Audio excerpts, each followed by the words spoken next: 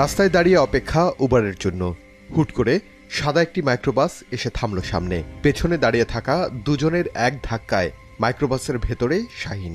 একটানে গুলশানের link road থেকে লাপাত্তা microbus. CCTV ক্যামেরায় ধরা পড়া এই দৃশ্য দেখে মনে হতে পারে কোনো কিডন্যাপার দলের কাজ এটি। অবশ্য এই দৃশ্যের সাথে মিল রেখে 2 লাখ টাকা দাবি করেছিলেন একজন। কিছুটা দেন দরবারের পর আত্মীয়ের বাসা থেকে সন্তান সম্ভাবা স্ত্রী তানিয়া আক্তার ধার করে দিয়েছিলেন 1 লাখ টাকা। তবুও ঘরে ফিরে আসেনি শাহিন। দুপুরবেলা 2টার সময় জুমা নামাজের পরে যখন আমার কাছে একটা কল আসলো ওর ফোন থেকে, তখন আমি যখন আমার কাছে টাকা 2 লাখ টাকা চাইলো, ব্যাংক বন্ধ, এতগুলো টাকা তো বাসায় থাকে না, তখন বলে যে আপনার আত্মীয় স্বজন নাই, তাদের কাছ থেকে ম্যানেজ করে আমাকে তারা 2 লাখ থেকে 1 লাখে নেমে আসলো। তখন আমি 4:30টার দিকে 1 লাখ টাকা আমি 2টা নগদ নাম্বারে আমি পেমেন্ট করে দিলাম। দেওয়ার 10 মিনিট পরে আর ফোন সব বন্ধ। ফোন বন্ধ 10 মিনিটের মাথায় কোথায় গেলে মিলবে সমাধান? পুলিশ, র্যাব, স্বরাষ্ট্রমন্ত্রী, স্পিকার মাথা ঠুকেছেন সব দরজায়। প্রেগনেন্ট অবস্থায় তখন আমার 7 মাস চলে। আমি সকালবেলা উঠে বের হয়ে এই বিভিন্ন জায়গায় আমি বসে থেকে ঘুরে আসি। ইভেন স্বরাষ্ট্রমন্ত্রীর বাসায় আমি উনি রাত্রেবেলা বাসভবনে বসে লোকদের কথা শুনে আমি ওখানে যাই। আমি ওখানে 5-6 দিন গেছি। লাস্ট দিন আমাকে দূর করে তাড়াইয়ে দিয়েছে। 94 দিন পর একটি সিএনজি নিয়ে বাড়ি ফিরেছে শাহিন। কি ঘটেছিল তার সাথে? কোথায় ছিলেন তিনি? ভয়ে কিছুই বলছেন না কারো কাছে।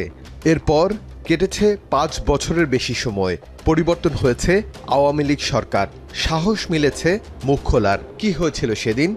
হঠাৎ করেই দেখি যে আমার সামনে একটা হোয়াইট কালার মাইক্রোবাস এসে দাঁড়ালো। জাস্ট জোরে পুশ করে মাইক্রোবাসের ভিতরে ঢুকে দিস। সঙ্গে সঙ্গেই এই যে ব্ল্যাক হুড যেগুলো থাকে, ব্ল্যাক মাস্ক টাইপের যেগুলো, এই পর্যন্ত গলা পর্যন্ত মাথার মধ্যে একটা লাগিয়ে দিল। লাগিয়ে দেওয়ার পর টাই করে দিল।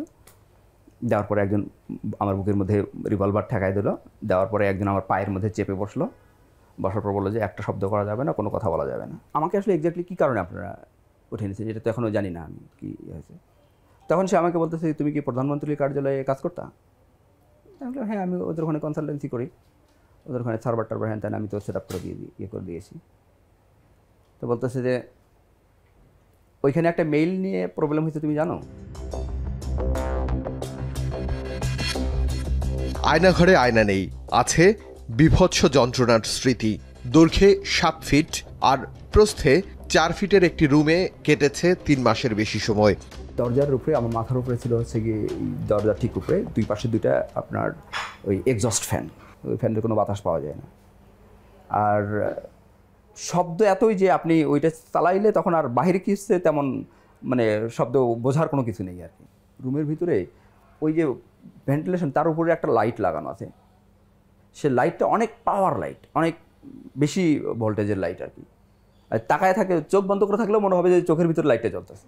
যে রুমটা আমাকে ঢুকাইছে, ঢুকানোর পরে দেখলাম যে ওখানে রুমের মধ্যে একটা খাট, লোহার খাটগুলো একটা পাতানো, সিঙ্গেল একটা খাট, আর হচ্ছে ওর ভিতরে ওই একটা কম্বলের উপর দিয়ে চাদর বিছানো, আর একটা কম্বল দিয়ে বালিশের মতো করে বানানো।